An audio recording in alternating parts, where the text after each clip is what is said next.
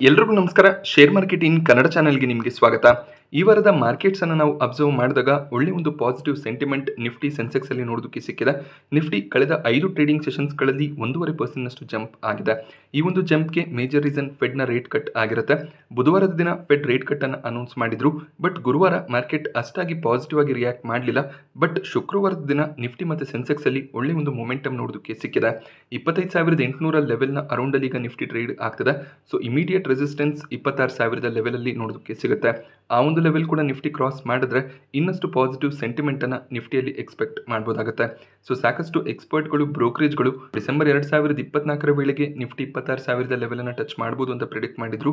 But ಬಹಳ ಬೇಗ Nifty ಆ ಒಂದು ಮಾರ್ಕ್ ಅನ್ನ ರೀಚ್ ಮಾಡ್ತಿದೆ. ಹಾಗೆಯೇ US ಮಾರ್ಕೆಟ್ಸ್ ಗಳಲ್ಲಿ ಕೂಡ ಒಳ್ಳೆ ಒಂದು ಪಾಸಿಟಿವ್ ಸೆಂಟಿಮೆಂಟ್ ನೋಡೋದಕ್ಕೆ ಸಿಗ್ತದೆ. ಗುರುವಾರ ಶುಕ್ರವಾರ 2 ದಿನ ಡೌ ಜೋನ್ಸ್ ಪಾಸಿಟಿವ್ ಆಗಿ ಕ್ಲೋಸ್ ಆಗಿದೆ. ಸೊ ರೀಸನ್ ರೇಟ್ ಕಟ್ಟೆ ಆಗಿರುತ್ತೆ. ಸೊ ರೇಟ್ ಕಟ್ನಿಂದ ಸಾಕಷ್ಟು ಅಡ್ವಾಂಟೇಜಸ್ ಇದೆ, ಹಾಗೆ ಡಿಸ್ಅಡ್ವಾಂಟೇಜಸ್ಗಳು ಕೂಡ ಇರುತ್ತೆ. ಸೊ US ನಲ್ಲಿ GDP ಗ್ರೋತ್ ಸ್ಟ್ರಾಂಗ್ ಆಗಿ ಆಗಬೇಕಾಗುತ್ತೆ. ಜಾಬ್ ಡೇಟಾ ಕೂಡ ಸ್ಟ್ರಾಂಗ್ ಆಗಿ ಬರಬೇಕಾಗುತ್ತೆ. ಗುರುವಾರ ಸೆಪ್ಟೆಂಬರ್ 26ಕ್ಕೆ US ನ GDP ಗ್ರೋತ್ ಡೇಟಾ ಅನೌನ್ಸ್ ಆಗುತ್ತೆ. ಸೊ ಎಕ್ಸ್ಪರ್ಟ್ಗಳ ಪ್ರಕಾರ 3% ನಷ್ಟು GDP ಗ್ರೋತ್ ಫೋರ್ಕಾಸ್ಟ್ ಇದೆ. ಸೊ ಅಷ್ಟೇ GDP ಗ್ರೋತ್ ನೋಡೋದಕ್ಕೆ ಸಿಕ್ಕಿದ್ರೆ ಮಾರ್ಕೆಟ್ ಪಾಸಿಟಿವ್ ಆಗಿ ರಿಯಾಕ್ಟ್ ಮಾಡುತ್ತೆ. ಅಕಸ್ಮಾತ್ GDP ಗ್ರೋತ್ ಎಕ್ಸ್ಪೆಕ್ಟೇಷನ್ ರೀತಿಯಲ್ಲಿ ಬರಲಿಲ್ಲ ಅಂದರೆ ಮಾರ್ಕೆಟ್ ನೆಗೆಟಿವ್ ಆಗಿ ರಿಯಾಕ್ಟ್ ಮಾಡುವಂಥ ಚಾನ್ಸಸ್ ಇರುತ್ತೆ. ಸೊ GDP ಗ್ರೋತ್ ಡೇಟಾ ತುಂಬಾ ಇಂಪಾರ್ಟೆಂಟ್ ಫ್ಯಾಕ್ಟರ್ ಆಗುತ್ತೆ. ಸೊ ಈಗಷ್ಟೇ ರೇಟ್ ಕಟ್ಸ್ ಆಗಿದೆ. GDP ಗ್ರೋತ್ ಡೇಟಾ ಸ್ಟ್ರಾಂಗ್ ಆಗಿ ಇದ್ರೆ ಇನ್ನಷ್ಟು ರೇಟ್ ಕಟ್ಗಳನ್ನು ಫೆಡ್ ಅನೌನ್ಸ್ ಮಾಡುವಂಥ ಚಾನ್ಸಸ್ ಇದೆ. ಹಾಗೆ ಗುರುವಾರ ಸೆಪ್ಟೆಂಬರ್ 26ಕ್ಕೆ ಫೆಡ್ನ ಚೇರ್ಮನ್ ಜೊರಮ್ ಪವೆಲ್ ಅವರು ಒಂದು ಸ್ಪೀಚ್ ಅನ್ನು ಕೂಡ ಕೊಡ್ತಾರೆ. ಆ ಸ್ಪೀಚ್ ಕೂಡ ಇಂಪಾರ್ಟೆನ್ಸ್ ಅನ್ನ ಪಡ್ಕೊಳ್ಳುತ್ತೆ. ಸೊ ಆ ಎಲ್ಲ ಡೇಟಾ ಇಂಪಾರ್ಟೆಂಟ್ ಫ್ಯಾಕ್ಟರ್ನ ಮಾರ್ಕೆಟ್ನಲ್ಲಿ ಪ್ಲೇ ಮಾಡುತ್ತೆ. ಹಾಗೆ ಈ ಡೇಟಾ ಇಂಪ್ಯಾಕ್ಟ್ ಏನಿದೆ ಮುಂದಿನ ಶುಕ್ರವಾರ ಅಂದರೆ ಸೆಪ್ಟೆಂಬರ್ 27ಕ್ಕೆ ಇಂಡಿಯನ್ ಮಾರ್ಕೆಟ್ನ ಮೇಲೆ ರಿಯಾಕ್ಷನ್ ಅನ್ನ ಕೊಡುತ್ತೆ. US ನಲ್ಲಿ ಪ್ರತಿ ಗುರುವಾರ ಜಾಬ್ ಡೇಟಾ ಅನೌನ್ಸ್ ಆಗುತ್ತೆ. ಕಳೆದ ಗುರುವಾರ ಜಾಬ್ ಡೇಟಾ ಎಕ್ಸ್ಪೆಕ್ಟೇಷನ್ ರೀತಿಯಲ್ಲಿ ಬಂದಿರಲಿಲ್ಲ. ಸೊ ನೋಡಬೇಕಾಗುತ್ತೆ ಈ ವಾರ ಎಕ್ಸ್ಪೆಕ್ಟೇಷನ್ ಪ್ರಕಾರ ಜಾಬ್ ಡೇಟಾ ಬರುತ್ತಾ ಅಂತ. ಸೊ ಜಾಬ್ ಡೇಟಾ ಎಕ್ಸ್ಪೆಕ್ಟೇಷನ್ ಪ್ರಕಾರ ಬರಲಿಲ್ಲ ಅಂದ್ರೆ ರಿಸೆಷನ್ ನ ಫಿಯರ್ ಕೂಡ ಇನ್ಕ್ರೀಸ್ ಆಗುತ್ತೆ. ರೇಟ್ ಕಟ್ ಕೂಡ ಆಗಿದೆ. ಸೊ ರಿಸೆಷನ್ ನ ಫಿಯರ್ ಕೂಡ ಇನ್ಕ್ರೀಸ್ ಆಗ್ತಾ ಹೋದ್ರೆ 2008ರಲ್ಲಿ ಯಾವ ರೀತಿಯ ಒಂದು ಸಿಚುವೇಶನ್ ಬಂದಿತ್ತು, ಆಗ ಮಾರ್ಕೆಟ್ ನಲ್ಲಿ ಯಾವ ರೀತಿಯ ಒಂದು ನೆಗೆಟಿವ್ ಸೈಡ್ ನೋಡೋದಕ್ಕೆ ಸಿಕ್ಕಿತ್ತು, ಆ ರೀತಿಯ ಒಂದು ಕರೆಕ್ಷನ್ ನೋಡೋದಕ್ಕೆ ಸಿಗ್ಬೋದು. ಕೋವಿಡ್ನ ನಂತರ ಮಾರ್ಕೆಟ್ನಲ್ಲಿ ಮೇಜರ್ ಕರೆಕ್ಷನ್ಸ್ ನೋಡೋದಕ್ಕೆ ಸಿಕ್ಕಿಲ್ಲ. ಮಾರ್ಕೆಟ್ ಒಂದು ಬುಲ್ ರ್ಯಾಲಿಯಲ್ಲಿ ಕಾಣಿಸ್ತಿದೆ. ಸೊ ಬುಲ್ ಮಾರ್ಕೆಟ್ ಕಂಟಿನ್ಯೂ ಆಗ್ತದೆ. ಯಾವುದೇ ಒಂದು ಸಂದರ್ಭದಲ್ಲಿ ಮಾರ್ಕೆಟ್ನಲ್ಲಿ ವೀಕ್ನೆಸ್ ಕೂಡ ನೋಡೋದಕ್ಕೆ ಸಿಗ್ಬೋದು.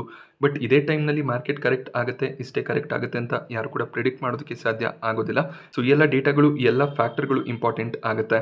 ಸೊ ಯಾವಾಗ ಎಲ್ಲರೂ ಕೂಡ ಬುಲ್ ಮಾರ್ಕೆಟ್ ಇನ್ನೂ ಕೂಡ ಕಂಟಿನ್ಯೂ ಆಗುತ್ತೆ ಅನ್ನುವಂಥ ಒಂದು ಹೋಪ್ಸ್ನಲ್ಲಿ ಇರ್ತಾರೆ, ಅಂತ ಒಂದು ಸಂದರ್ಭದಲ್ಲಿ ಸಡನ್ ಆಗಿ ಕರೆಕ್ಷನ್ ಬರ್ಬೋದು ಅಥವಾ ಯಾವುದಾದ್ರೂ ಒಂದು ಈವೆಂಟ್ ಆಗ್ಬೋದು. ಸೊ ಆ ರೀತಿಯ ಈವೆಂಟ್ಗಳಲ್ಲಿ ಕೂಡ ಮಾರ್ಕೆಟ್ ಸಡನ್ ಆಗಿ 15-20% ಡೌನ್ ಆಗುವಂಥ ಚಾನ್ಸಸ್ ಇರುತ್ತೆ.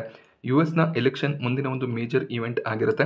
ನವೆಂಬರ್ 1st ವೀಕ್ನಲ್ಲಿ US ಎಲೆಕ್ಷನ್ಸ್ ಇದೆ. ಸೊ ಆ ಒಂದು ಎಲೆಕ್ಷನ್ ರಿಸಲ್ಟ್ಸ್ ಕೂಡ ತುಂಬಾನೇ ಇಂಪಾರ್ಟೆಂಟ್ ಆಗುತ್ತೆ.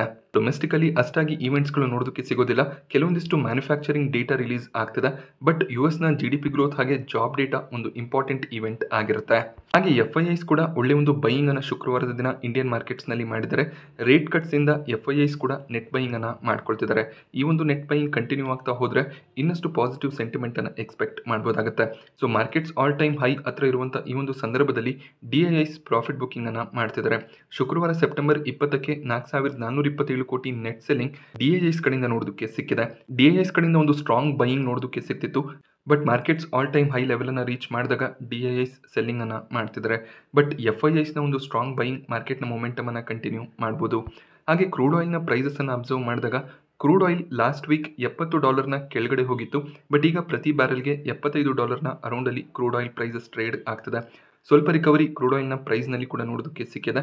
ರೇಟ್ ಕಟ್ನ ರೀಸನ್ನಿಂದ ಸ್ವಲ್ಪ ಕ್ರೂಡ್ ಆಯಿಲ್ನ ಪ್ರೈಸಸ್ ಫಾಲ್ ಆಗಿತ್ತು. ಬಟ್ ಈಗ ಮತ್ತೆ ರಿಕವರ್ ಆಗ್ತಿರೋದು ಕಾಣಿಸ್ತಿದೆ. ಸೊ ಹೆಚ್ಚಿನ ಒಂದು ಇಂಪ್ಯಾಕ್ಟ್ ಕ್ರೂಡ್ ಆಯಿಲ್ನ ಪ್ರೈಸ್ನಿಂದ ಸದ್ಯಕ್ಕೆ ಇರೋದಿಲ್ಲ. But gold prices all time high ಹತ್ರ ಈಗ ನೋಡೋದಕ್ಕೆ ಸಿಗ್ತದೆ. ಹಾಗೆ ಮುಂದಿನ ವಾರ 3 ಮೇನ್ ಬೋರ್ಡ್ IPOಗಳು ಲಿಸ್ಟ್ ಆಗ್ತಿದೆ. ವೆಸ್ಟರ್ನ್ ಕೆರಿಯರ್ಸ್ನ IPO ಲಿಸ್ಟಿಂಗ್ ಮಂಗಳವಾರ ಆಗುತ್ತೆ. ಸೊ 5% ಲಿಸ್ಟಿಂಗಿನ ಎಕ್ಸ್ಪೆಕ್ಟೇಷನ್ ಇವತ್ತು ನೋಡೋದಕ್ಕೆ ಸಿಗ್ತದೆ. ಒಂದು ಫ್ಲಾಟ್ ಲಿಸ್ಟಿಂಗ್ನ ಎಕ್ಸ್ಪೆಕ್ಟೇಷನ್ ಈ ಒಂದು IPOನಲ್ಲಿ ಇರುತ್ತೆ. ಹಾಗೆಯೇ ಆರ್ಕೇಡ್ನಲ್ಲಿ ಗ್ರೇ ಮಾರ್ಕೆಟ್ ಪ್ರೀಮಿಯಂ ಸ್ಟೇಬಲ್ ಆಗಿದೆ. 50% ಲಿಸ್ಟಿಂಗಿನ ಎಕ್ಸ್ಪೆಕ್ಟೇಷನ್ ಇರುತ್ತೆ. ಹಾಗೆಯೇ ನಾರ್ದರ್ನ್ ಆರ್ಕ್ ಕ್ಯಾಪಿಟಲ್ನಲ್ಲಿ ಕೂಡ ಗ್ರೇ ಮಾರ್ಕೆಟ್ ಪ್ರೀಮಿಯಂ ಸ್ಟೇಬಲ್ ಆಗಿರೋದು ಕಾಣಿಸ್ತಿದೆ. ಸೊ ಆರ್ಕಿಡ್ ಹಾಗೆ ನಾರ್ದರ್ನ್ ಆರ್ಕ್ ಕ್ಯಾಪಿಟಲ್ನಲ್ಲಿ ಒಳ್ಳೆ ಒಂದು ಲಿಸ್ಟಿಂಗನ್ನು ಎಕ್ಸ್ಪೆಕ್ಟ್ ಮಾಡ್ಬೋದಾಗುತ್ತೆ. ಈ ಎರಡು IPOಗಳು ಕೂಡ ಮಂಗಳವಾರ ಸೆಪ್ಟೆಂಬರ್ 24ಕ್ಕೆ ಲಿಸ್ಟ್ ಆಗ್ತದೆ. ಮಾನ್ಬಾ ಫಿನಾನ್ಸ್ನ IPO ಸೆಪ್ಟೆಂಬರ್ 23 ಸೋಮವಾರ ಸಬ್ಸ್ಕ್ರಿಪ್ಷನ್ಗೆ ಓಪನ್ ಆಗ್ತದೆ. ಈ IPO ಬಗ್ಗೆ ಆಲ್ರೆಡಿ ಡೀಟೇಲ್ ವಿಡಿಯೋನ ಕೂಡ ನಾನು ಮಾಡಿದ್ದೀನಿ. ಆ ವಿಡಿಯೋ ಲಿಂಕ್ ನಿಮಗೆ ಡಿಸ್ಕ್ರಿಪ್ಷನ್ ಬಾಕ್ಸಲ್ಲಿ ಅವೈಲೇಬಲ್ ಇರುತ್ತೆ. ಸೊ ಆ ವಿಡಿಯೋ ಡೀಟೇಲ್ ಆಗಿ ನೀವು ನೋಡ್ಬೋದಾಗುತ್ತೆ. ಹಾಗೆ ಈ IPOನಲ್ಲಿ 50% ಲಿಸ್ಟಿಂಗ್ ಗೇನ್ ಇವತ್ತು ನೋಡೋದಕ್ಕೆ ಸಿಗ್ತದೆ. ಸೊ ಕೊನೆ ದಿನದವರೆಗೂ ವೆಯ್ಟ್ ಮಾಡಿ ಎಷ್ಟು ಲಿಸ್ಟಿಂಗ್ ಗೇನ್ಸ್ ಇರುತ್ತೆ ಅದರ ಬೇಸಿಸ್ ಮೇಲೆ ಅಪ್ಲಿಕೇಶನ್ ಹಾಕೋ ಬಗ್ಗೆ ನೀವು ಯೋಚನೆ ಮಾಡ್ಬೋದಾಗುತ್ತೆ. ನಾನು ನಿಮಗೆ ಕೊಟ್ಟಂಥ ಮಾಹಿತಿ ಇಷ್ಟ ಆದರೆ ವಿಡಿಯೋನ ಲೈಕ್ ಮಾಡಿ. ಹಾಗೆ ನೀವು ಇನ್ನೂ ಚಾನಲ್ಗೆ ಸಬ್ಸ್ಕ್ರೈಬ್ ಮಾಡ್ಕೊಂಡಿಲ್ಲ ಅಂದರೆ ದಯವಿಟ್ಟು ಸಬ್ಸ್ಕ್ರೈಬ್ ಮಾಡ್ಕೊಳ್ಳಿ. Thank you friends.